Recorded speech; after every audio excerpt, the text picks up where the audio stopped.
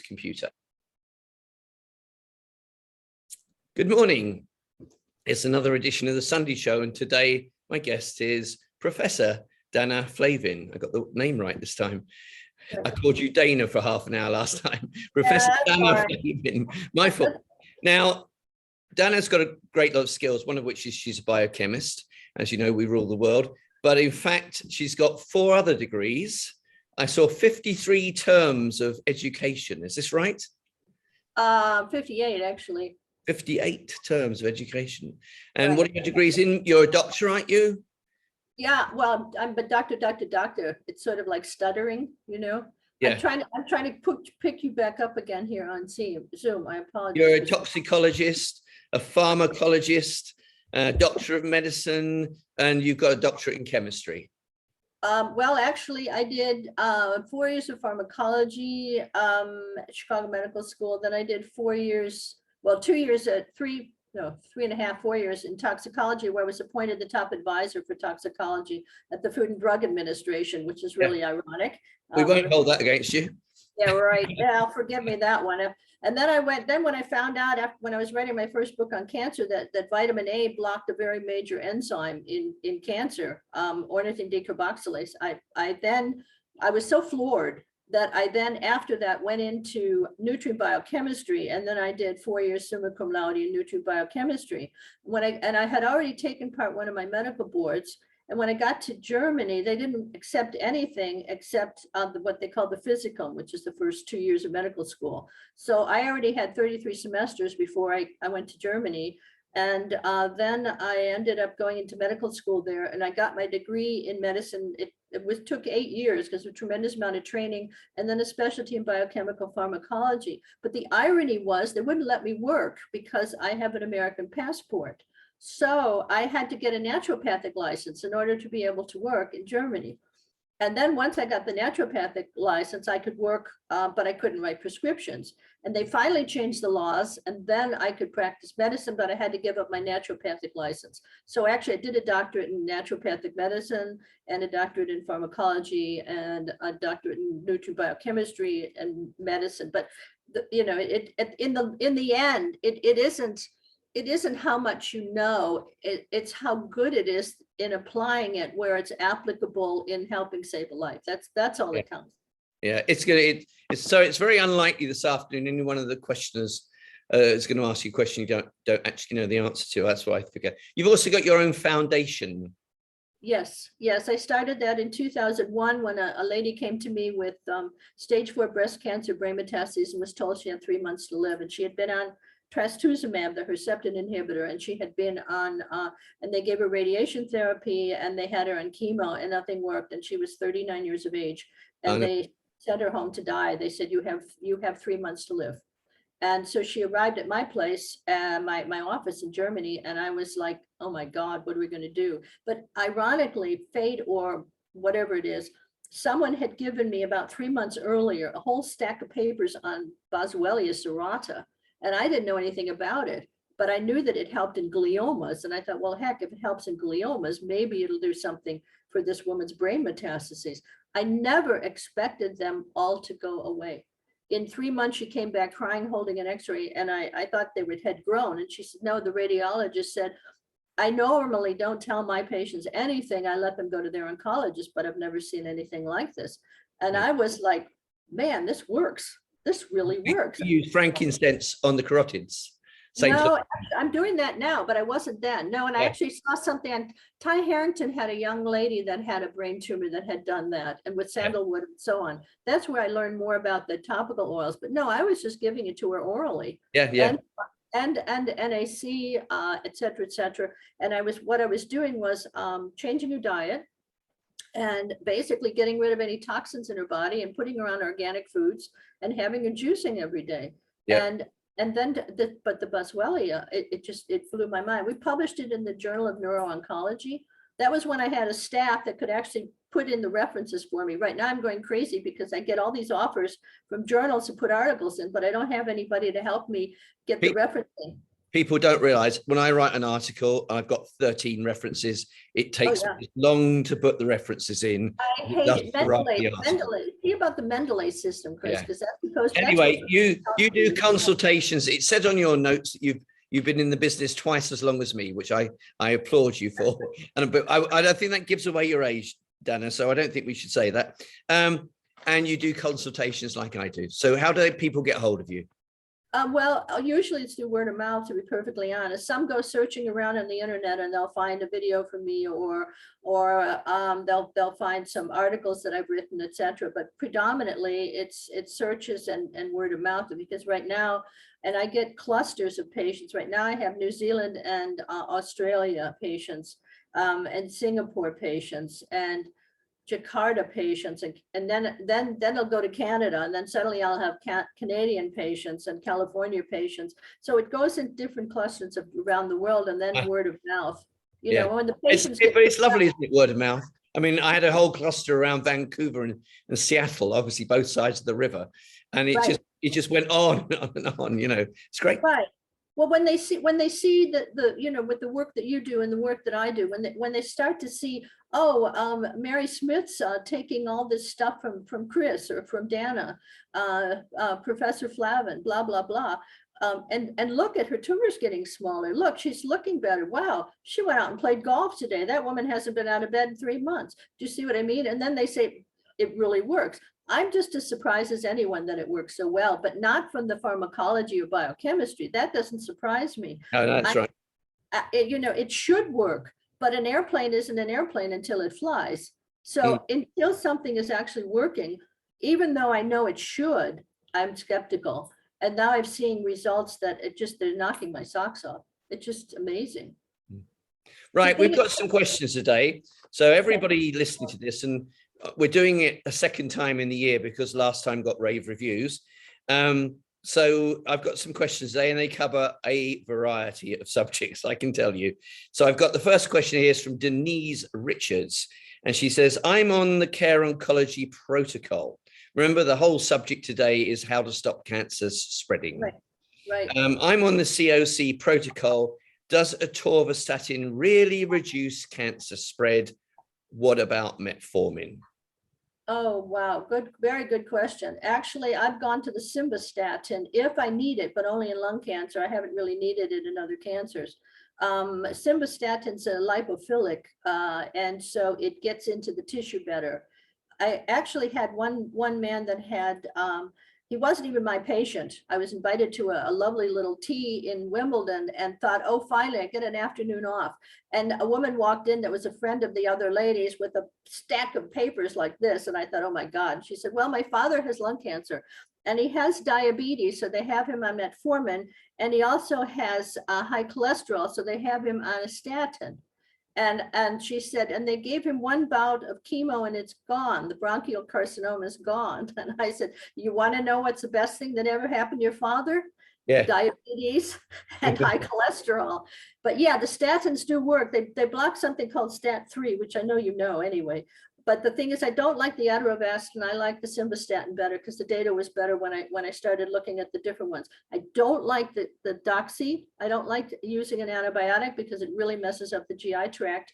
However, the good news is metformin will reestablish the good bacteria in the gastrointestinal tract. Okay, so that's really wonderful. But metformin blocks mTOR, which is a major pathway in tumor cells. A metformin will prevent the macrophage 1 from turning into the macrophage 2, which stimulates tumor growth. So you're blocking that with metformin. It also affects the cancer stem cells. So you've got multiple mechanisms of action going on there with metformin, which is amazing. And we're finding more and more of these, quote, off-label drugs have multiple mechanisms that are actually synergistic. And that's why this collaborative work with them, working together, is really quite fascinating. There's some great work just out of Australia about lipophilic statins on breast, colorectal, melanoma. And it shows how lipophilic statins give you 4 years on average longer life. But there's also, I covered some research and there were 2 studies, and they said basically that if you had metformin and atorvastatin together, you got 17% increased survival. But if you took the metformin away, only went down to 16%. Okay, interesting, very interesting. The synergism. Well, actually, you can use hinokiol to block the STAT3 also. I do. I use Nokia. I use Fraser. Yes, Jane McClellan uses Nokia. Right. I told her about it. Okay. All right. So we do think that we do think that atorvastatin or simvastatin and metformin reduce spread. We're both equally concerned about doxycycline, as you know. All right. Jackie Stilden said, Chris tells us all that stress spreads cancer via gut damage and COX-2. What do you think are the best ways to reduce cancer spread from stress?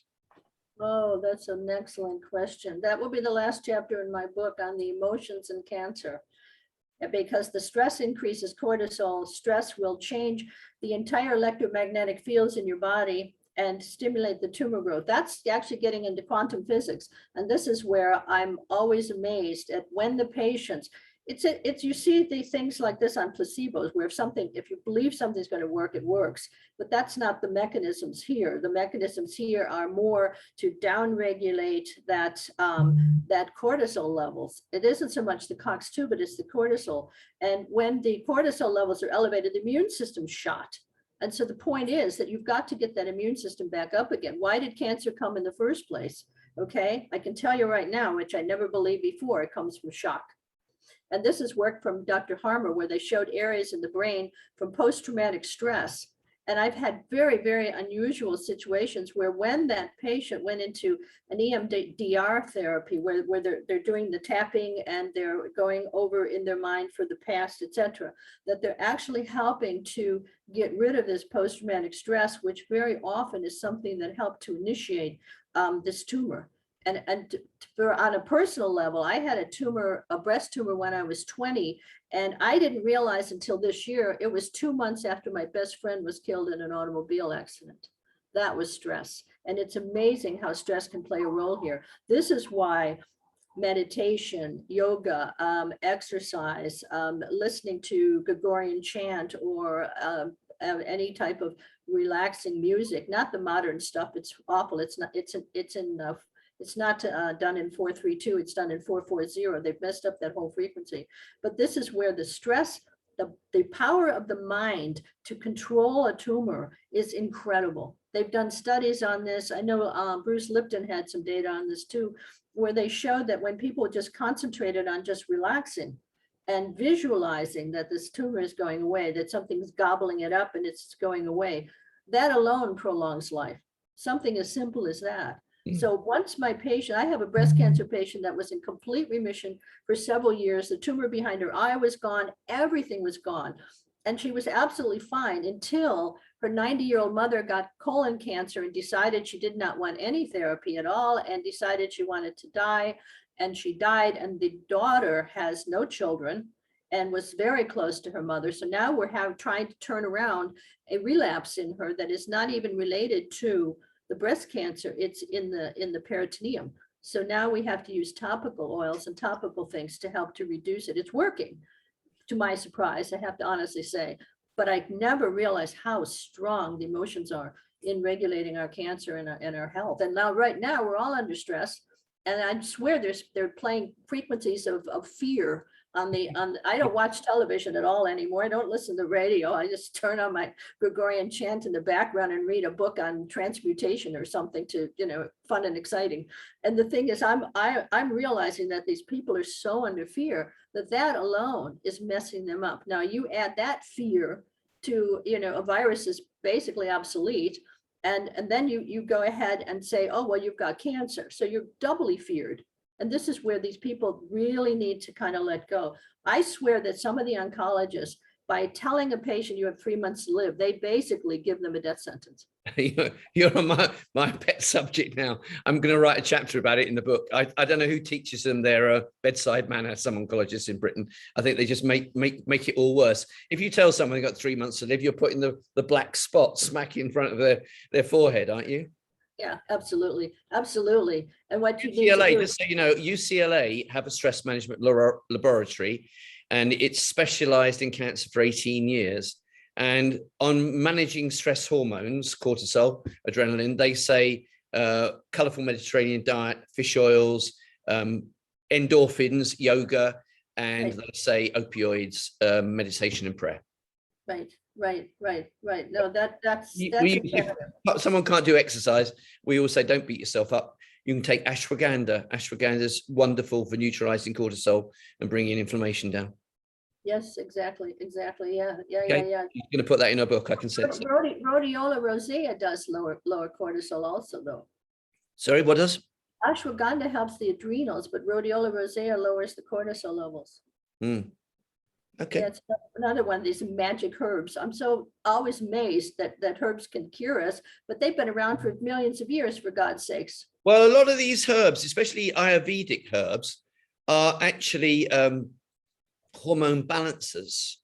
Yeah. And that's what their great strength is. So ashwagandha actually reduces your cortisol and reduces your inflammation. It just calms your body. That does loads of other things as well. Right. Yeah. Adaptogens. They're adaptogens. Right. We got Marlene Fender, who says Jane McClellan, here we go, recommends the 2 antihistamines that Chris suggested, loratadine and cimetidine. However, she uses them interchangeably to stop cancer spread. Chris says they're different. Who is right? Chris is right. Chris is absolutely right, because cimetidine will actually cause apoptosis in the myeloid-derived suppressor cells and help to raise the immune system by knocking out those myeloid-derived suppressor cells. Beta-glucans can do something similar, by the way. They can block the myeloid-derived suppressor cells. But the cimetidine, I was back in the 70s, I was wondering why the heck are the breast cancer patients staying alive so long that are on Tagamet or on cimetidine? And I couldn't figure it out until I found out that, first of all, the mast cells are changed all around the cancer and they're releasing histamine, and that the myeloid-derived suppressor cells, which are actually lowering the immune system, that they are inactivated or through apoptosis with cimetidine. And I was flabbergasted, because I began to realize that's why the breast cancer patients were staying alive longer. And the mast cells are a big problem, by the way, and I've found them more and more active in different types of cancers. And just serendipitously, if you want to call it that, I had a patient with lung cancer who was getting radiation, and she had so much mucus coming up from her lungs. And I said, wow, something's really weird here. And so then I looked up all the research on it. They had done study after study after study in mice and rats and everything else, that when they gave, for example, cromolyn, which would block those release of histamine from the mast cells, that they didn't get this mucus anymore. So I called the university hospital thinking they'd be really excited about this. I said, listen, guys, why don't we do a study on giving the patients cromolyn before they get radiation for their lung cancer? And they said, oh, well, who's going to pay for it? Yeah, that old problem. All right, Julie Jones, you mentioned beta glucans just now. Is it true that mushrooms like turkey tail, shiitake, reishi, and maitake make immunotherapy more effective? She says she's on Keytruda. Yeah, absolutely. Right. That's where I was saying to you that it downregulates the myeloid-derived suppressor cells. My patients are on a little bit more than that. They're on low-dose naltrexone too, to knock out that FOXP3 and interleukin 10, which are immune suppressors. Okay, and this is where I try to hit the major points that are lowering the immune system. They are the T suppressor cells. Okay, sometimes I'll give cyclophosphamide at a really low dosage, twice a week for 3 weeks on and 4 weeks off, because that will downregulate those T suppressor cells in general, right? And your mushrooms work, again, as I was saying, on those myeloid-derived suppressor cells. So the mushrooms are playing multiple roles. I have lists of all the different things that they inhibit, that it's, in pathways. The mushrooms are fantastic. One of my favorite ones, however, you didn't mention, and that's chagas, because chagas has betulinic acid in it, and that's actually patented, not as chagas, but as betulinic acid, because it is so anti-cancer. Amazing. We are just launching one, would you believe, an organic mushroom complex, because one of my problems is people always say to me, okay, so what's the best mushroom for breast cancer, or what's the best mushroom for prostate cancer? You may be able to tell us all. But I rang Kate James up, who's written books on it and whatever. She was one of our medical board. And an hour later, after asking her a very simple question, I thought, which is the best one for breast cancer, I had to say, look, I've got to go now because I've got a patient. But I mean, it's just so complex, the subject. Right. Well, you've got multiple mechanisms. I find turkey tail is recommended quite highly for breast cancer itself. But the irony is prostate and breast cancer are very similar because they're both hormone related. Yeah. Okay, but in a different way. The estrogen will hydroxylate that testosterone and cause the tumors to grow. So you need to downregulate the estrogen in a prostate cancer just as well as you do in a breast cancer. I could give you a kiss right now because I've been saying this for 10, 15 years, and I always have people downregulate their estrogen. And when I was talking to Robert Thomas a long time ago, he's just been on my show, he's a fellow board member with you at the medical board. I said, what are you doing? He said, I'm giving people broccoli juice for breakfast and broccoli soup at lunchtime. Wonderful. And we've been giving people lots and lots of broccoli. So I said to him, oh, so you agree with me? You agree that estrogen actually is part and parcel of this game. And a guy called Timothy Thompson in 2006 said that estrogen turns on DHT and turns on testosterone and makes DHT out of it. And he wouldn't have it. He said indole 3-carbinol is very weak in that and so on. He thinks it's all about polyphenols. And I'm not too sure that broccoli is full of polyphenols. Well, the disulfurams, they did a study in the German Cancer Research Center with broccoli sprouts, Professor Dr. Hare, and she proved that the best inhibitor of breast cancer cells were broccoli sprouts. Which but that's different. The sprouts are sulforaphanes. Yes, bingo. That's it. I tell them now to throw it in their juicing in the morning. And it's like I said, just harvest your sprouts. And you can also put them all together in a container, like a plastic container or whatever, a heavy one, and put them in the freezer and just take out a handful every morning when you're making your juicing and just throw them into your juicing.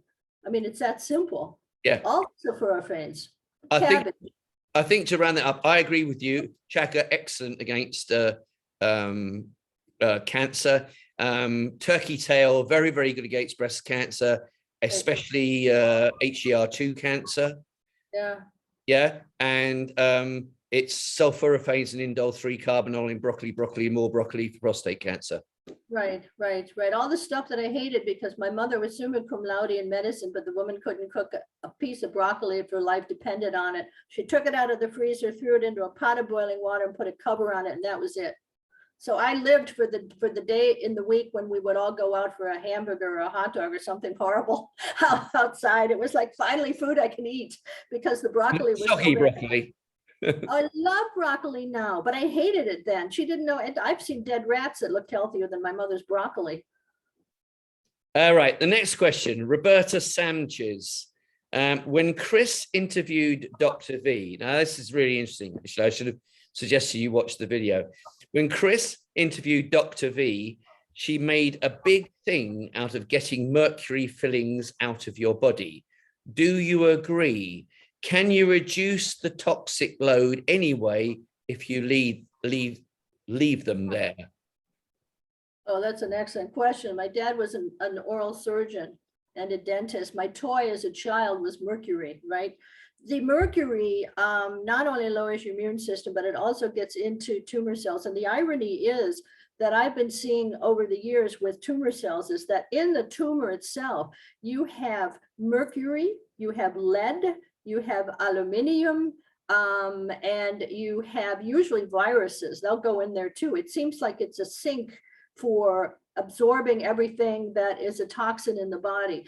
The more acidic you are, we all know the tumor cells release acid. The more acidic you are, the more you're leaching out the mercury from the fillings, and that's going into your tumor cells. But this is why I tell patients, stay away from all aluminum pans and pots, number one. Do a detox with zeolite, chlorella, spirulina, whatever the various ones are, and get it out. Take your trace minerals to replace it. But if you don't get those heavy metals out of that tumor cell, the frequencies are scattered, and what you've got in tumor cells is 20% structured water. What you've got in a normal cell is 80% structured water. When you're full of heavy metals, it's in those cells, and it is completely altering the stability of that cell and turning it into a survival cell, a cell that has to replicate in order to survive. And that's why it's really imperative. Yes, get the So lead out. specifically on mercury fillings, would you recommend people with cancer went and got them out of there? Well, that's a good question because it depends. All right, it's all relative. The thing is, by getting them alkaline, you're leaching less out, but you don't want to do it all at once, and you want to make sure you've got a biological dentist, because when you start taking those out, if it isn't done properly, you're actually pouring all that mercury right into your body, and it's going to go right into those tumor cells. So it has to be done carefully, cautiously, and by a good dentist that knows about this. And that's where they need selenium, actually a sodium selenite, to bind it up, because if you don't, it won't bind up. And most of the dentists that are informed of this, they give sometimes homeopathically, but they give sodium selenite also before they go ahead and start working on those fillings. And you want to do it gradually. I don't like to do it all at once. I think it's much too much of a risk. And Is there any, do you know if there's anywhere on the web, like a little list of dentists that can do it in Britain, for example? Well, that's a good question. Fiona Shaquilla Burns told me that she knew one that was in London, but I don't recall who it was. I'll have to ask her. I'm never one to answer this question, because when Catherine, I had terrible teeth at the back. That's a long story. My mum used to give me a cough sweep when I was about 14 if I to go to bed with, if I had a cough. Right. So I had lots of mercury fillings at the back. Right. And when Catherine was ill, so we're talking 20 years ago, I read about mercury fillings, went to my dentist, Mike Wilkinson, dentist the Stars in Mayfair. And I said, can you take the lot out? And he actually said to me then, he said, you've come to the right place. He said, 99% of dentists, that's just 20 years ago, he said, would spread the mercury throughout your body. Right. I've always been very good. Dr. V was talking about men in NASA spacesuits and things like that. I was saying we just don't really have that in this country. No, this is well, it's not just in this country, it's in many countries. I mean, you still have to search around for a good dentist that knows what he's doing or she's doing in order to remove these fillings without actually contaminating the whole body with mercury. And that's so if you had cancer, would you have the mercury fillings taken out of your mouth? Well, I'm one step ahead of you there. I had my mercury fillings taken out in Germany many years ago and replaced with gold, because I knew gold had anti-cancer properties anyway. So I thought, okay, what the heck? So my mouth is probably worth more than my jewelry. Well, no, that's exactly what I've got. They're all capped at the back with gold inside them. So there you go, guys. Anybody watching this, we've got the two lunatic biochemists who've had their teeth done. All right, here we go. Michael Talbot says, I have NHL, lymphoma, to anybody who doesn't know. I got it totally stable thanks to Chris. 6 consecutive scans. Now, suddenly 4 years later, it's everywhere. Suddenly. The only thing I did was have the Pfizer jab. My lymph nodes in my neck swelled immediately. Could this be the reason? Well, that's really an unfortunate situation that we're seeing right now. Dr. Ryan Cole, who has a pathology lab, has been looking into the blood on patients that have received the jab with various ones. We see clotting with AstraZeneca, which fortunately I was able to save my breast cancer patient's life. Her D-dimers were 36,000. They're supposed to be less than 500. And she was throwing clots all over the place. So I put her on aspirin. I didn't know what else to do. In fact, the top hematologists in Germany, the professors, didn't know what to do either. And I said, well, hell, I was, 2 years in emergency medicine at Georgetown. There's got to be a way to do it. And I'm a pharmacologist, so let's just throw an aspirin. And it worked. It got it down to 199 in 2 weeks, and the clotting completely stopped. That's the one problem. Dr. Ryan Cole is showing that there's variations in the vitamin D levels, and the T killer cells go down. So once your T killer cells go down, then your immune system shot to hell. And this is one of the things that we're seeing. I am seeing relapses in my cancer patients who have gotten various jabs, and it's not just, it could either be AstraZeneca and then they get aphthous lesions all over their mouth, or it could be a Pfizer, and then they're showing other complications and problems because of the drop in those T killer cells, et cetera. So I'm looking at all of this, and in fact, I'm about to ask Tess Lowry from Evidence-Based Medicine if she can get to Ryan Cole for me and see if we can get a list from the different jabs and what are the major negative aspects in relationship to our immune system. And so this is something that I'm not surprised at all that his cancer is growing, because I'm seeing this in all my patients.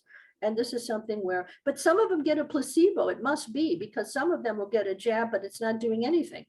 And that's where I'm like really confused, because we don't know who's got a real one and who's Well, you're got saying Pfizer actually, the bottle of Pfizer isn't always Pfizer. It's sometimes placebo. Yeah, that's what I'm seeing with absolutely no, I mean, when the patients have absolutely no effect whatsoever from a jab, I'm not saying something's wrong. On the contrary, they're probably lucky and they got a placebo. But what we're seeing right now, in fact, this is why they threw me off LinkedIn.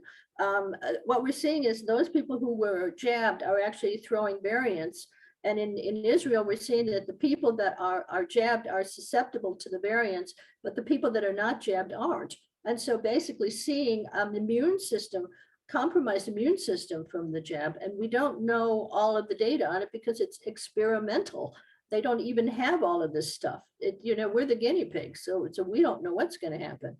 I'm trying to detox everybody though. And that's on my website. There's a detox for people that have been jabbed that I want to make sure that they get all the stuff out of their body and the graphene, and they get their glutathione back and and so on. Because what we need to do is right now defensive medicine. So we have to make sure that our patients can be reestablished in this. I have a gut feeling on something, and I'm not quite sure yet, but because we haven't been able to test it out completely, I think that once we get all the toxins out of the body and then help to raise that immune system again, that we should be able to readjust. That's why I'm reading on transmutation. We should be able to get the DNA to come back to normal. I'm hoping so. I am praying that will work, but we don't know yet. We don't know whether DNA will reestablish itself to the original DNA and get this messenger RNA out of there. And the irony is that there's something called human endogenous retroviruses. Okay, and the human endogenous retroviruses are active in a fetus to help it grow. Once that fetus is born, it stops, okay? And then if you are around Wi-Fi, okay, or you get the jab, the human endogenous retroviruses are activated again. And guess what's active in cancer cells? Human endogenous retroviruses. Right. Whoops. I need to just simplify this for a few people. Okay. Number one, you're saying you quite believe that a vaccine could actually suddenly cause a spread of cancer. I find this very interesting. I've had 2 people in the last 2 weeks who were absolutely stable, had a shot, and bang, it went straight to their lymph, and bang, they got many more tumors out of nowhere. Right. So I am genuinely concerned.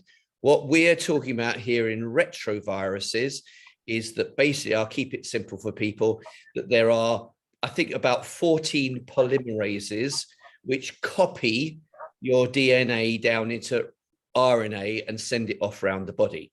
Right. However, there's one RNA that we know about for certain called polymerase theta, which didn't seem to be working very well. And then they found it actually works the other way around. So it actually copies RNA back into your DNA. Now, this would be very serious for an RNA vaccine, correct? Yeah, well, I don't call it a vaccine because to me, it's an experimental medical application. It's not a vaccine. There's nothing in it that would make it a vaccine. Vaccines got to have an active part of a bacteria or pathogen or virus in it, and it doesn't. So have you been injected? You had your jabs? I am immune. I'm lucky. I'm immune, had COVID, but I have my ivermectin, and I have my hydroxychloroquine, and I have my quercetin, and I have my zinc, and I have my vitamin D3. So, I mean, for me, it was just a very mild situation that didn't last long at all. Okay. Again, 2 biochemists, we're doing exactly the same. I've got the ivermectin downstairs and everything else. They've even in Thailand suggested that if you catch it, you've got to have, by law, a vaccination within 3 months. I mean, I wrote how lunatic it was, but the skeptics came out. Basically, how are we going to get on airplanes? Well, now they're saying they don't want people on airplanes because they're afraid they're going to die in the airplane of clotting because of the spike protein. So that's another thing, that what they had 4 pilots die from British Airlines that were all jabbed. Healthy men in their like 30s and 40s. And this is something where I'm seeing more and more of this. It's not coming into VAERS. That's the vaccine notification center. And this is something where we're getting more and more of this, and they're making a huge mistake. All right, we ought to stop there, or we get the show thrown off air. What I think, no, I had this literally for a year and a half. People say to me, Chris, are you being injected? What should people with cancer, which one should they have? Which one's the safer one? And I have consistently said to people over 18 months, we do not have any research whatsoever on people who have cancer and whether the vaccine would ruin their immune systems or in some way help protect them for COVID. And I've consistently said that because we don't have any research. And now I think what's happening is a lot more problems are coming out of the woodwork than we will, I think even you and I might have imagined. Yeah, I didn't, first of all, I didn't expect that my patients would go out without asking me whether or not they should get it. And the thing is, if it were as effective as it was supposed to be, which was sort of basically proposed, then we wouldn't be seeing all these variants and we wouldn't be seeing these cases in the hospitals. And so I'm concerned. I just want to see more and more being done pharmacologically, where we know that with pharmacological medications that some people in America are actually going out and buying the horse Bimectin because they can't get the ivermectin, and frontline doctors will prescribe it. But now the chemists are saying, well, give me your symptoms to see whether you should be getting ivermectin. I'm very lucky because I'm in Thailand, and ages ago I went out to the chemist, bought some ivermectin, put more orders in. I've got loads of ivermectin for me and the family. But since as you know, I've been writing about ivermectin, always factual, always from research and so on. And I've loads of my patients in England are saying, or people in England who read me are saying, where do we get ivermectin? And they're being turned down by their chemists, or as you say, offered the animal one. Well, the animal one's okay, believe it or not. I remember I was at FDA, right? In the Department of Foods and Toxicology. And I know that the animal research is so extensive. I swear the pharmaceutical companies take better care of their animal drugs than they do for humans. And this is right. We'll leave it there. Right. So I think the answer to that one is a yes. My lymph node swelled immediately. Could this be the reason? I think we're going for yes. Gordon Brody, I have prostate cancer and have had a PP with Chris. I have done nearly everything he has prescribed. I worry about the word nearly, but I have added a daily dose of carbon C60 fullerenes. At the time of my PP, Chris was unable to comment on C60. I still am. But I was wondering if there was any further research to prove that it helps in reducing tumors, or am I just wasting my money? By the way, my PSA remains low at 1.85. Thanks, Chris. Right. Well, good work, Chris. Congratulations, because that's terrific. A lot of people have asked me about that. I actually studied at the university where Buckminster Fuller was. So when you talk about the C60 and the fullerenes and all of that business, we called them Bucky's balls. But I'm finding that zeolite's also the same structure. Zeolite has that cage-like structure. And I use zeolite anyway to pull out the heavy metals. Whether or not the C60 is more hype, or whether it's really doing something other than hopefully pulling out some heavy metals, I don't know. So I don't feel that I can really comment on this as well as I would like to had I more information, but I need more information on it too. I don't see it as a miracle thing. I see it as something that's a great marketing, might be helpful, but I'm skeptical. I'm like you. I always say, look, do this for a juice. And when we get through gut bacteria and other things, we can always do selenium and zeolite, make your juice organic, for example, and get the toxins out of you. I like to have gut bacteria back to normal first before I get the toxins out. You're right.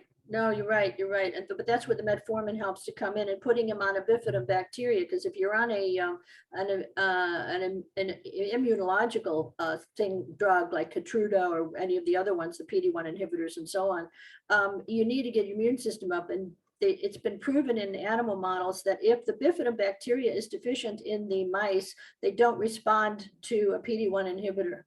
I And know. this was just amazing, blew my mind. I didn't expect that, but that was Well, great news. Again, Robert Thomas and I were totally in agreement on this. And I wrote a blog because I was so unhappy with the use of PD-1s, for example, at the same time as Avastin. So the very same moment you're trying to give someone a wonder drug, you're actually putting the gut bacteria down. Right. Well, Avastin's a problem that we've had people. I had a patient that they put him on it. I didn't want him on it. He was only 24. He bled to death. And the Avastin, the thing is, the only thing that I saw from the ESCO meetings, the American Society of Clinical Oncology, was Avastin basically doesn't have the vascular endothelial growth factor inhibitor activity like they're saying. It actually increases the blood vessel into the tumor so that the chemo will get into the tumor better. But that's it. And the side effects of potential bleeding to death, like my patient, that 24 years of age, it was inexcusable. In fact, the guy, yeah, I couldn't believe it. Okay, you're ex-FDA. It seems to me Avastin, ever since it's been launched, has been almost subjective. For example, at the very outset, they started using it on breast cancer, and the FDA said, no, hang on, you've got to do some clinical trials. Right. And they did clinical trials and they showed it didn't work. And, it's kind of, Avastin is one of these wonder drugs, but I always think the research has been a bit flaky. Am I right or not? Well, that's why the wonder is, I wonder if it works, is the wonder. Do you know what Judah Folkman said to me? The professor from Harvard University who had worked on vascular endothelial growth factor. He got all of the tumors gone in the animal models by blocking VEGF, right? And then when they applied it to the humans, it didn't work. And he said to one of my patients, if you were a mouse, I could cure you. Did you know, I comment on this, lung cancer, people get given EGFR inhibitors, but there's loads of research on the internet that says EGFR and the ER pathways crosstalk all the time. And to cut a long story short, when people have lung cancer treatment, and I've got this 85-year-old lady on one of these Sunday shows, what we did, we chucked in loads of estrogen blockers. Yeah, and I know, literally right? just took it away.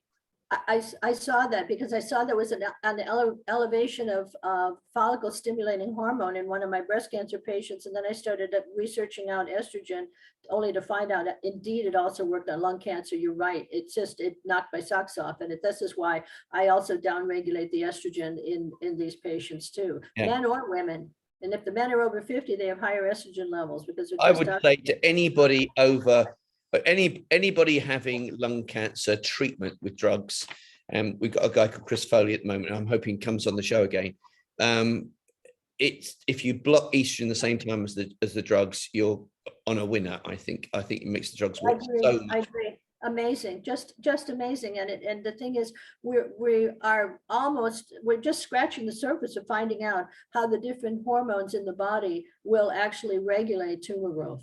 But you know what? So that's a surprise. If you go onto Google, it lights up. If you put EGFR and comma ER, it lights up. There's so much research saying they crosstalk. Yeah. Well, the thing is, the EGFR too, the epidermal growth factor receptor, is blocked by quercetin, which I found fascinating. And the EGFR drugs are really hard on the body. I think that they can lower the dosages on a lot of these drugs, enhance the efficacies, and downregulate the side effects so that you can get the best of both worlds. Okay, so we both kind of don't know too much about carbon C60, and we both use zeolite to clean people up. That's fair, is it? Okay. Yeah. Janet Flack said, what did DMSO and MSM do? Should I be using them with breast cancer? So what do they do? Oh, that's a good question. DMSO, the things you have to be careful. There was one article back in 1974 that showed that it can create toxicity in the lungs if used too much. So I was always a little wary of that. Now, the thing is, there's good news and bad news on DMSO. You can use DMSO to drive things into cells topically, okay? I'm actually using it on a woman who can't swallow anything, who has a peritoneal carcinomatosis, and it's working. And we're using DCA first, and I'm using a homeopathic mycobacteria, and then we're using DMSO, and by God, the tumors are starting to disappear. However, another colleague of mine told me yesterday, we had this long conference, and he said, well, the problem with DMSO is if you have tumors all over your body and you use DMSO, you can break them down too fast, and it can be very dangerous. So this is why it should be limited to just, you know, certain areas or whatever, but I would not recommend it on a high level for patients. I think that with the oils, if you add spearmint, it'll actually get the oils into the skin. I use a lot of topical oils now. And if you use spearmint with it, then it'll open up those cells and let it get into the body better, okay, which is fabulous. And I usually add rosemary and so on for breast cancer because of the viruses, because they've all got viruses in them. And so this is, well, not all, but most of them. And this is where the rosemary helps to then cut down on that. But at the DMSO, I'm cautious with it. Let me put it this way. I don't think that everybody should just be running out and getting DMSO and rubbing it all over their tumors, because they could break down too fast and it could be too dangerous. So yes, cautiously. Yeah, DMSO a little bit. Yeah, all the time. No. Okay, MSM. MSM. The dichlorate. Is it different? I mean, I'll be honest, I don't know too much about either of them. I don't use either of them particularly. Okay. Oh yeah. Okay. MSM is the yes. Well, sulfur is Sulfide, good. isn't it? It's a sulfur, but the only thing that makes me a little cautious on that is that it's got methylating, and tumors love to methylate. Yeah. One of the reasons they love to methylate, this is really ironic. This goes back to my first book that I put out in 1985. Methylation is a way of protecting the DNA from viruses. Okay. And we're seeing this high methylation, and that's why some of these new drugs, or some of the newer drugs that they were using, were methylase inhibitors. They've got a hell of a side effect, but they were methylase inhibitors. And that's why for MSM, I do use it sometimes, but I'm a little bit wary. I don't have it as a primary thing. I have it as a secondary because I'm a little bit cautious about that methylation. And I just don't want to have, if the tumor cell, we don't always know, is your cancer a methylating one or not? Okay, because they don't always research all this stuff out. No, you've got to be cautious. That's all. So it's a matter of caution for me. So both of us are saying we're not too sure. Yeah. Okay. About using it for breast cancer. All right, Brenda Denkin, or perhaps it's Donkin, I don't know, perhaps it's French. Should we avoid having scans, mammograms, etc., which is the standard offer in the UK? Is this a good start to help stop the spread? I am in remission now a few years with low-grade follicular lymphoma. Follow your advice, Chris. Oh. Well, should we give up scans and mammograms? Are these helping cancers? I think we should not. I think we should avoid mammograms, 100%. I've seen nothing but negative aspects with mammograms. The testing it through thermic changes, heat changes, etc., is better. Manual testing from the doctor to see, you know, is there something, is there not something? You can always do a CT scan, yes, but not every week, not every month. But this is something, I think sonogram seemed to me to be a very nice way of being able to monitor certain things without having a tremendous complication in relationship to creating any immune suppression or tumor growth or anything else. I'm not saying CTs cause tumors to grow, but I'm just saying they should not be doing them that much. PET scans, it's usually every 3 to 6 months, okay? And the irony of the PET scan is they're putting in 2-deoxyglucose, that was actually discovered originally by Pete Pedersen at Johns Hopkins University. He gave a presentation at the National Cancer Institute, and guess what? They went ahead and put 2 radioactive fluoride groups on it, developed the PET scan, and never gave Pete any credit for it, although he spent 40 years of his life finding the 2-deoxyglucose went right into the tumor cells.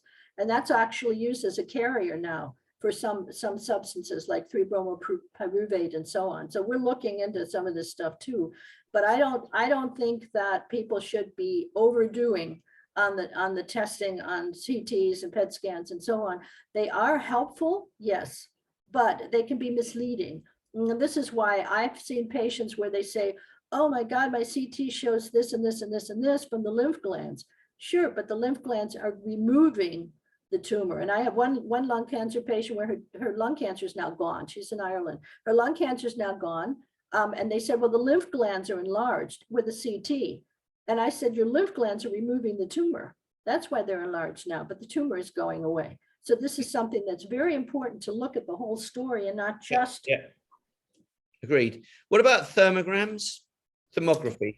I think they're excellent. I think they're excellent. They did have a product that they were trying to get out on the market a couple of years ago. I don't know how far it's gone, where they had actually a cloth that fit right over the breast that would change color depending on the temperature differences, which was very, very valuable. I don't know how far they've come on it. I got to ask the CEO from that company, but I found that very, very helpful. And thermograms will give you more information in relationship to inflammation. Doesn't necessarily mean it's cancer. It could be mastitis or something. So that's where you also have to make sure that you look at all the parameters. I like blood tests. I know I sound like a vampire, but I like blood tests because this way you can start looking to see, are the tumor markers elevated? And there is a substance called phosphohexoisomerase, and I don't know if you've heard of it. Emil Schandl, the late Dr. Schandl from American Biologics down in Florida, he said that phosphohexoisomerase was a really good test to see early if you had a cancer or not. And so I'm having a prostate cancer patient taking a look at this right now to see what else we can find on him. But I find it very, very interesting that there are certain things that will predict cancer, but they're not done as a regular basis, unfortunately. Well, yeah, we're bringing early tumor tests into Britain, or early cancer tests into Britain at the moment. I don't know, you know, it's all this stuff from the Mayo Clinic. We've got 250,000 people as guinea pigs in Britain. So they just have a normal blood test and it can pick up 50 different cancers at stage 1 or earlier level, if you see what I mean. Excellent, excellent.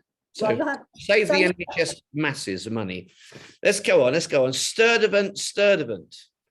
Goodness me. What are the key supplements to restrict metastasis? Come on, top six supplements that restrict. All right. Well, it's all relative too. Again, I use retinoic acid because it kills the cancer stem cells. I try to block the cancer stem cells. I think that's extremely important. There are many things you can use. Niclosamide, you can use ivermectin. It hits the Wnt pathway in cancer stem cells. You can use selinomycin, but it's got too many side effects, and I only use it once in a while. But and then what else do they have? Most of them are anti-parasitic, which is kind of interesting. But the cancer stem cells, teratogens, this was done at Johns Hopkins University too. Teratogens are substances that would affect a fetus, right? Which makes sense because remember I was saying that cancer is basically a fetus, and I wrote an article said cancer is a fetus and they wouldn't publish it. So I had to change it to cancer stem cells and fetal cells similarity. And so I put it out that way because it was a taboo thing to say, but actually the fetal cells, these cancer stem cells, you can hit with a teratogen that will not hurt the mother or the patient. I use it in men also. They showed that the California corn lily, when the pregnant goats were eating from the California corn lily, they would abort the baby, but nothing would happen to the mother. And so Johns Hopkins decided to look at what they call the hedgehog pathway. And the hedgehog pathway is one of those pathways in cancer stem cells. So they wanted to take a look at that and see what the heck inhibited this hedgehog pathway. And I found one of the best ones for my work was the retinoic acid. Now, this was used years ago by Dr. Livingston. I flew out to California with Linus Pauling in 1980, and we looked at the patients and looked at the blood, and the improvement was quite remarkable. So I like to block the cancer stem cells. I think that's one of the first things to do. I give dichloroacetate to repolarize the mitochondria in the tumor cells. And I can't use it in the brain, but I can use it everywhere else. And I learned about it in 2008 from a patient with non-Hodgkin's lymphoma who bought it on the internet without my having researched it out. And I found out that it was being used since 1988 for children with congenital lactic acidosis. And I figured, well, heck, if it's used in children, then it can't be that bad. And then Mikolakis is the one who showed that in cancer cells, it took the mitochondria that is like all kind of glommed up together and pulling back and making too much lactic acid. It helped to repolarize that mitochondria, block the lactic acid. So the lactic acid levels went down around the tumor cells and the tumor could breathe again. So it went into glucose oxidation from the glycolysis. So basically glucose oxidation is a good guy. That's what you want to have. You want to have oxygen in those cells.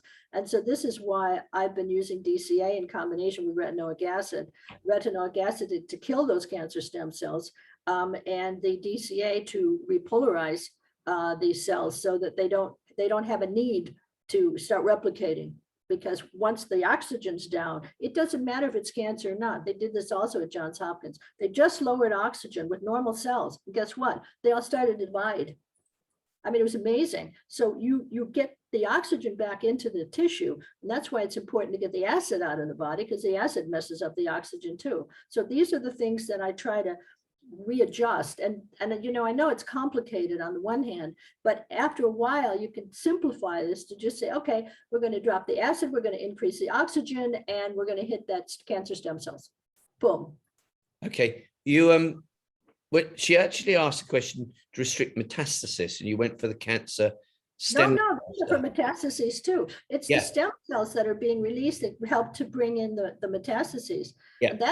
And it's not just that, but look at what the classic treatment, they go in and they see a tumor and they blast it, okay? With chemo or with radiation, what happens? Everything that caused that cancer, all of the heavy metals, all the viruses, all of the toxins, all of the fungi, everything gets spread out in the body. And then what happens? It starts to come back again because you have not detoxed that patient. And this is a huge mistake being made in conventional medicine. Yep, I agree. Retinoic acid, vitamin A. Yeah, that's what I use. The 13-cis retinoic acid. The all trans is in some situations even more effective, but it's damn expensive. Yeah. So I used to go with just the 13-cis. Dr. Young S. Kim at the National Cancer Institute, she has it down as one of her top 6 compounds for preventing cancer recurrence, because it would block cancer stem cells. Yep. Right. Margot Rawlins said, another simple question, won't take more than at least an hour. What should I do to remove toxicity from my body? I have womb cancer and live in the countryside surrounded by sprayed fields. Quick answer. Which 3 things should she do?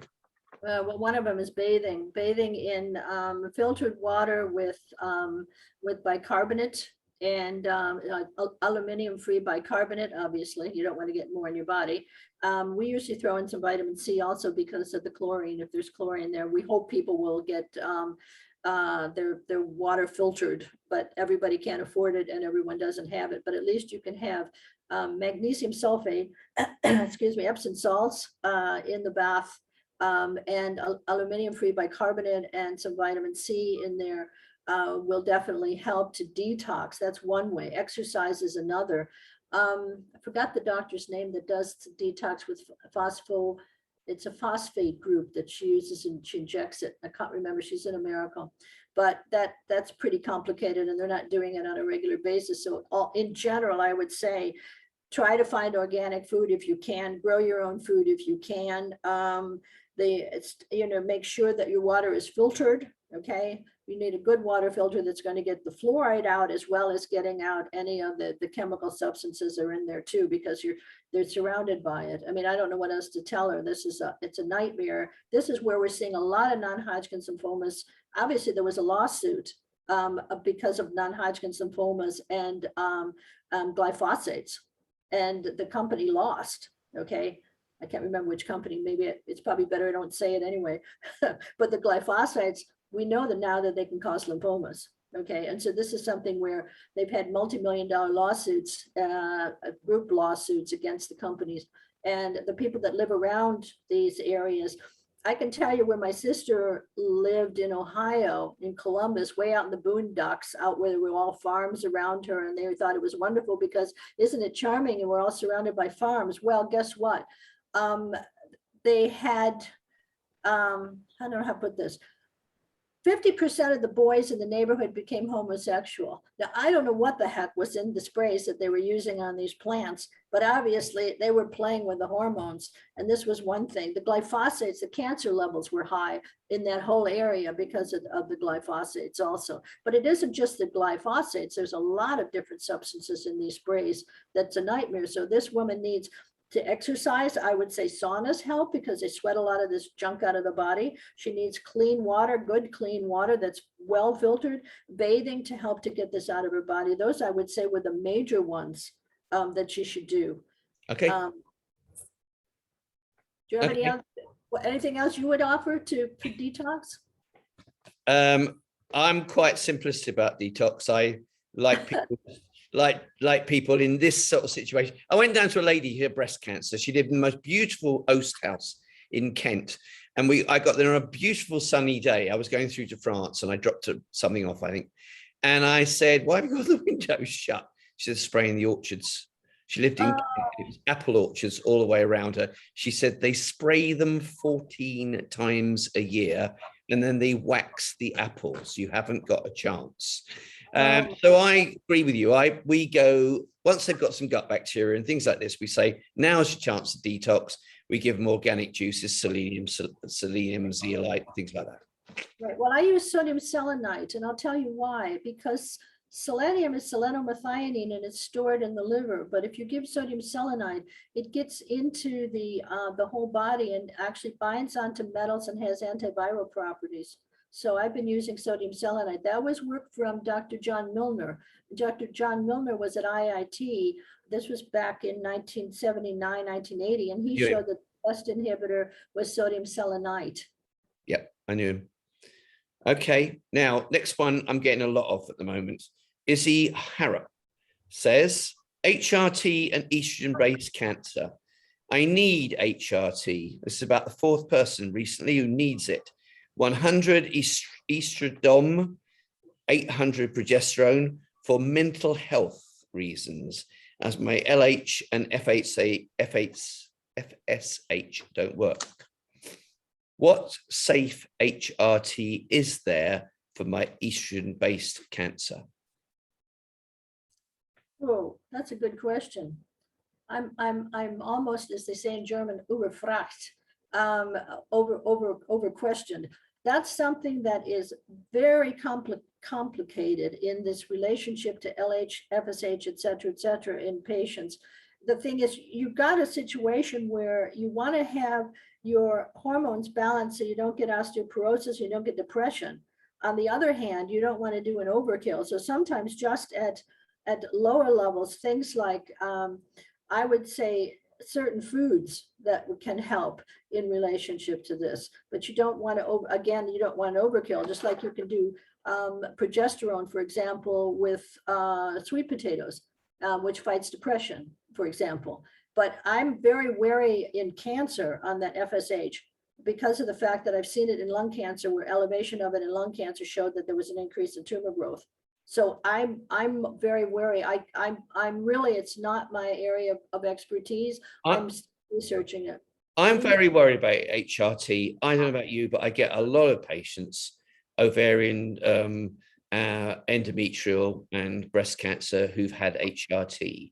And what was out of the blue about 4 weeks ago, I won't name her, the secretary PA to Dr. somebody or other in Britain, who is an expert on HRT, and wanted me immediately to take down an article I had written on HRT because it was false. And it wasn't even an article. It was a research study done by Oxford University, the biggest study ever in the world, 12 countries. And they concluded that HRT tripled breast cancer risk. Okay, so it was just a piece of research, nothing to do with Chris Woollams.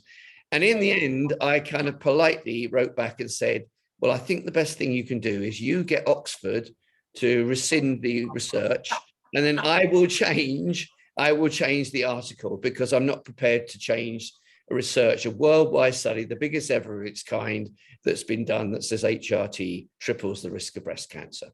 Oh, absolutely. Absolutely. I mean, we've seen not just breast cancer, but also endometrial cancer and many other cancers too. That's the problem. The thing is, I agree. And also, this is one on from the skeptics. You know, you've got this wrong, take it down. Who are you? You know, I don't care, even if you supposedly an HRT person, you know, and I know what can lie behind the people who love HRT. Anyway, I like references. I like real science that have real references. I agree. All of these people that come with opinions. Science can't be an opinion. It has to be fact. Yeah. Absolutely must be. Well, that's COVID. It's COVID gone. Well, we won't go into that. But you know what my secretary told me at FDA? She said to me, Dana, why is it that you always have to reference everything? And I said, Gloria, I took an oath to protect the American public. I have to reference everything, even if I sneeze. All right, another small question. We'll try and keep it short. Jenny Jones says, last time on the show, you mentioned frequency 528. I know it's the love frequency associated with music and chanting. Do you think you could cure cancer with sound and music? Yes, I do. In fact, I know you can. But here's the problem with some of the Rife machines. Sometimes, and even Tony Holland's stuff where he was showing you could explode tumor cells, you don't want to explode them. And also, if you have a pathogen, you don't know which pathogen it is. So by just beaming in on one pathogen, we're not there yet. Let me put it this way. I have found a frequency. I don't even know what number the frequency is. I'm trying to collaborate with Luc Montagnier on this and several other people, Professor Vitiello, a physics professor retired in Salerno. And I know there is a frequency that will cause tumor cells to turn into normal cells. Now, that's still not getting rid of the cancer. You've still got to detox the patient. You've still got to go the whole gamut with all of the other things and the exercise and the mental and all the rest of the stuff. What about if you cured the pathogens first, though? What about if you put them on oregano and parafree and all that sort of stuff? Yeah, you're right. But you know why you're right? You're right because you're doing it on a broader scale. Because when you're killing the pathogen, I use oregano oil always for the fungal infections. It even gets rid of toe fungal infections, believe it or not. And the thing is that if you and black seed oil or Nigella sativa, if you kill off a lot of the pathogens, yes, you're helping to raise your immune system. But the problem with the Rife machine is, as brilliant as it is, and obviously Royal Rife was a genius, he might have had the frequency that did the same thing that this extracellular matrix does and differentiates tumors. I don't know because they destroyed his stuff. But I know from the Rife machine, if you know what the pathogen is, you can get rid of the pathogen, which is a help, but it's a support. It's not a cure, but it'll help. Sometimes you'll have a pathogen that is responsible for a cancer. I found one that was a Yersinia in relationship to colon cancer, and they played it for the Yersinia, and by God, the colon cancer went away. But that's a rare situation. Very often it's multiple pathogens, and so you have to know what the pathogens are. Or if you had a broad spectrum one that would actually downregulate those different pathogens, that's all well and good. But you know what the irony is? What Montagnier showed that if he took a mycobacteria, which by the way is affiliated with cancer. That's why BCG was so good. And I'm trying to get a new vaccine made. I'm hoping that Gus Douglas will work with me on this because I know we can make a new one where we don't have the dangers of the BCG, but we can have the efficacy. But anyway, long story short, he took a mycobacteria, put it into a solution of saline. And then he extracted the bacteria and took the solution and put it in with lymphocytes. And you won't believe this, but he showed that the lymphocytes synthesized the pathogen. So those frequencies from whatever the heck we have had stay in the body. This is why homeopathic medicine is so fascinating, because what it's doing is it's hitting the frequencies from these things. So whether you're doing it with a Rife machine or a scalar machine or doing it with homeopathy, it's helpful. It's not a cure, it's helpful. I would say, you're talking about pathogens now. I would say, I mean, I've just had a guy about a month and a half ago in Australia who I wondered why he needed to even talk to me, because he used a Rife machine and he'd been very deliberate about it. He wiped out all his pathogens, no question about it.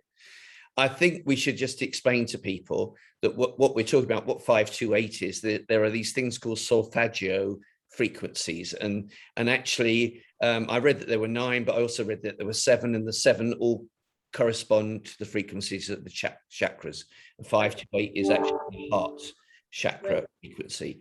And there is an argument that chanting, people chant in Gregorian chants and elsewhere, and Catholic churches and so on, at different levels, different sound frequencies. And there is an argument that once you got rid of everything else, you could actually have a huge influence on the body just by sound. Absolutely, and they did find that the ability to structure water into hexagonal structure, which is the healthy form of water. That's why when raindrops drop down and they hit the cold weather, they turn into 6-sided snowflakes, because it's hexagonal water. Okay, that was also work. Schauberg looked at that too. And this is something where the hexagonal water inside the cells of healthy cells keeps the DNA stable. Inside the cancer cells, as I said, they only have 20% structured water, and the frequency 528 will also structure water. It's also some of these alternating electric fields. You only need 1 millivolt and you will actually alternating field, and it will actually structure water. So some of these apparati that will give alternating fields or give a frequency of 528, or listening to Gregorian chant in the original 432, can't be in the new tuning. That's wrong. The 440 is wrong. The 432 is the one. And that's where I was telling you, that's the same frequency. I looked it up. It was F sharp A, C sharp, D sharp. And that was in the book Biogeometry from Ibrahim Karim. And he said, those are the music notes inside the pyramids. And then I looked it up and I added it together and I said, oh my God, this is 432. You've got to be kidding me. And then I went ahead. That's why when I found out the DNA oscillated at 432, I was like, what? And then when I found out that the chromosomes, that this was done by scientists in Canada.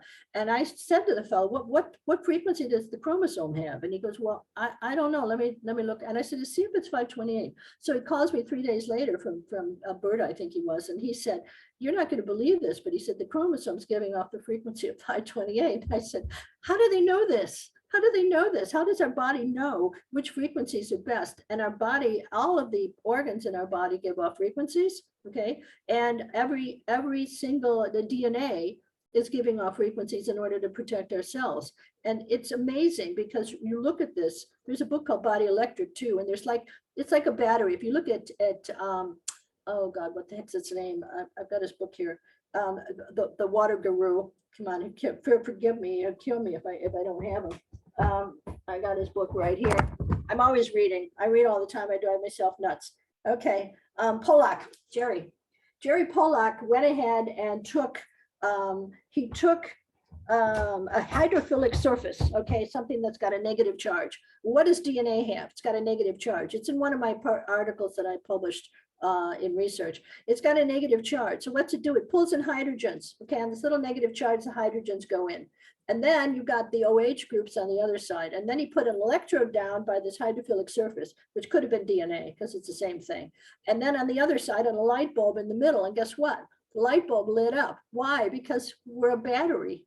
I couldn't believe it. The DNA is a battery. And it's like, oh my God, Body Electric by Becker. You've got to be kidding me. And this is where I'm starting to see this. And all the membranes in our body are hydrophilic. They're supposed to be. Guess what else is hydrophilic? Crystals. Crystals, yeah. I used to think these crazy people that had all these crystals in, you know, in a big jug of water. And I used to think, oh, they're out of their minds, right? I call them the Birkenstock people. And the thing is, they're all in hand knit sweaters and they've got these water bottles. And I thought, ah, this is ridiculous. And then when I started to find out that crystals have a hydrophilic surface, just like a healthy DNA, holy mackerel, I realized that it's structuring the water, number one, and it is creating a battery effect. So you've got structured water with crystals. And guess what? Sanskrit, guess what's in the ancient Sanskrit teachings? You won't believe this. They take crystals and they grind them up and have the patients drink them. Now, this blew my mind. And I'm like, what the heck is it doing? Is it giving off frequencies? Or is it helping to structure water throughout the gastrointestinal tract? What's going on here? But you look at some of these ancient therapies and it's enough to knock your socks off, just like you're saying, chanting, right? Chanting, it really does. Well, I think for when I first came into this, which was sort of 20 years ago, if you wrote anything about chakras or whatever, the skeptics came and jumped on you. There's no evidence for all this Chinese nonsense or Sanskrit nonsense and so on. But at the end of the day, it's going to have to be understood better because, for example, NASA are using it. And NASA are worried on a simple level that we are energy, our molecules, and have got electrons flying around in us. We've got magnetic fields, et cetera, et cetera. What happens to us when we're in a confined space being fired at goodness knows how many miles an hour into the universe? So NASA have been looking at it, but actually they haven't spent as much money as the car companies because the car companies are worried about what happens to your frequency when you drive down the road. And because they want you to be relaxed, but not too relaxed that you'll have a crash and things like this. So we know that these things exist and the solfeggio frequencies are exactly as you say, they're chanting frequencies. And they match the chakras, and there is a God frequency, and etc. It's unbelievable. We're not quite there yet, I don't think, really, for fully understanding. But I think we're not far off it. I think there's one thing I'd sort of like to mention because I find it very important. Our pineal gland is responsible for melatonin, and we know that melatonin helps to protect against cancer. Our pineal gland is being blocked by fluoride and by aluminium. And you can get the fluoride out with just a pinch of boron, obviously a consumer grade boron that you can have. I have one that's called Baking Beauty and Beyond or something, but it's just a pinch every day will help to get that fluoride out of your pineal gland. And the zeolite, as you were mentioning before, will help to pull out the aluminium. What Klinghardt used to use, and I found it actually very interesting, he used coriander drops in the morning and chlorella in the afternoon, because he said that the coriander would actually help to pull it more out of the brain at a little bit of faster level. I don't know yet. I've ordered my coriander drops. I did this a couple of years ago, about 20 years, 30 years ago. Anyway, I did it decades ago. And my brain got so fast, I started typing dyslexic. I felt like Leonardo da Vinci. And then I had to kind of calm my brain back down again, but it was obviously clearing up a lot of the heavy metals in our bodies that we're not even aware of that are in our foods and our water. If you have those non-stick aluminum pans, they're scratched, and what happens? It leaches into the food. So you have to throw those out. You can't use aluminum pots, period. That's it. Don't do it. And this is where we're seeing that it's also in the water, it's in the chemtrails, it's in everything. And so this is where the detox is. To me, it's, detox plus the nutritional supplements, plus exercise, plus mental, and the cancers go away. I see this. And I see this in patients that find out what it was that's bothering them from childhood, and they let go of it. And it's quite amazing. And this work was done in Florida from a neurologist who was looking at post-traumatic stress syndrome in the soldiers coming back from the Iraqi war. And he found that it was not at the surface of the cortex, which you would expect if it were acute, but it was post-traumatic. It would actually open up an area in the brain that was much, much deeper that they could pick up with EEGs and show, oh my God, this is the problem. And that's why they were doing the EMDR, that special therapy where you are redirecting these traumas from the past. And I find it fantastic. A friend of mine's a psychiatrist and she does it in Germany, but I've seen patients when they finally got over whatever the obstacle was. And sometimes it's like, you can almost feel what a patient has. And I'm sure you're the same way. It's almost like you're psychic. And I said to this one patient a couple of days ago, I said, what happened to you between age 11 and 13? And she turned white as a ghost. And I said, you need EMDR. I said, you don't have to go into detail. Your husband's sitting next to you. Send me an email, but let's work on it and see if you can get that out. Once the people get over these blocks, whatever it is, you combine all of these things together, and it's a no-brainer. And you see it too in your patients. You see it that when they get the toxins out, the emotional toxins out, all the rest out, their frequencies change. Because if you're stressed all the time and hating and angry all the time, your frequencies are going to be really screwed up. Your whole chakras and meridians are going to be really screwed up. Wi-Fi doesn't help either. So we got problems. I think where we're going, I agree with you totally. Where we're going, and we're talking something way beyond medicine when you walk into your doctors now. Where we're going is an understanding of quantum physics. And I'm not going to be boring to people on the show, but basically, you've got your protons and neutrons, you've got electrons flying around it. And as someone once said, even the Archbishop of Canterbury is 80% water. But someone went on to say, yes, but all of us are actually 98% air. Seriously, we are just electrons spinning around neutrons and protons. And if you put a magnet either side of us, our electrons are going to move. And if you make us stressed, your neuropeptides turn it into hormones. So all these things are influences. I think I just wrote it down as you were talking. I apologize for being rude. But what we're really getting to, if the question on the table is how do you minimize spread, is that actually heavy metals have to be taken away. Actually, pathogens have to be taken away. Actually, life's stresses have to be taken away. And Dr. V was big on this, emotional stresses from the past. And that actually pathogens and other things, we have to correct our frequencies. Right. Because pathogens are actually changing our frequencies. A virus in us doesn't just attack us and make toxins, it changes our frequencies. Right. Is that a fair summation of the last hour and a bit? I think that's an excellent summation, because I call it cleaning up the act. Well, I agree. I mean, I will do something about this, but it's heavy metals, pathogens, life stresses, and frequencies. Right. Absolutely. And it's all of the above. It's not just one. And that's where the mistake comes in. A lot of people think, oh, well, I'm going to hit this pathogen and I'm going to be well, or I'm going to get rid of this fungi and I'm going to be well. And they don't, and they're not getting rid of the toxins in the brain of emotions. And that's the other one that influences the entire chakras and meridians too. I've said for 20 years, I'm sure you said it for longer, but programs beat cancer. That's what it is.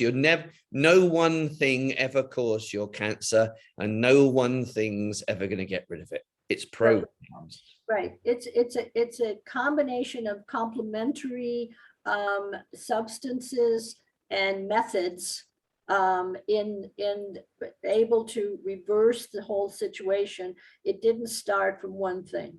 Rarely. Sometimes it does. On a rare occasion, you'll have one amoeba in the intestinal tract that the cancer patient had that was a colon cancer. I've sent patients to Dr. Cahill in America. He's the top parasitologist for the United Nations, and he's been fabulous at finding particular pathogens in my patient. This is why I like things like fenbendazole, because it's more broad spectrum and it hits a lot of these pathogens, not just that. Plus, it downregulates those glut receptors on the tumor cells, which is really cool, because then your tumor cell has less food. Let me put it that way. And you're also getting rid of a lot of your pathogens. Well, I agree with you. See, when you get the Joe Tippin story of fenbendazole, and you look, in my book, because I've looked at it extensively, fenbendazole has much more research on more cancers than mebendazole. But actually, is it actually really taking out the cancer? Is it attacking the cancer cells? Or did Joe Tippins have a really bad parasite and fenbendazole knocked it out and then it all cleared up? Well, like I said, it's got two mechanisms. One is antiparasitic and very often amoeba. But the Absolutely. other one is the receptors on the, that's why I liked that one better than mebendazole, because So do mebendazole I. just splits a division, but the fenbendazole downregulates those receptors on those tumor cells, so it can't get fed. It's amazing. Absolutely. I would always rather, but oncologists can't prescribe fenbendazole. They all get struck off. Well, no, but the veterinarian can.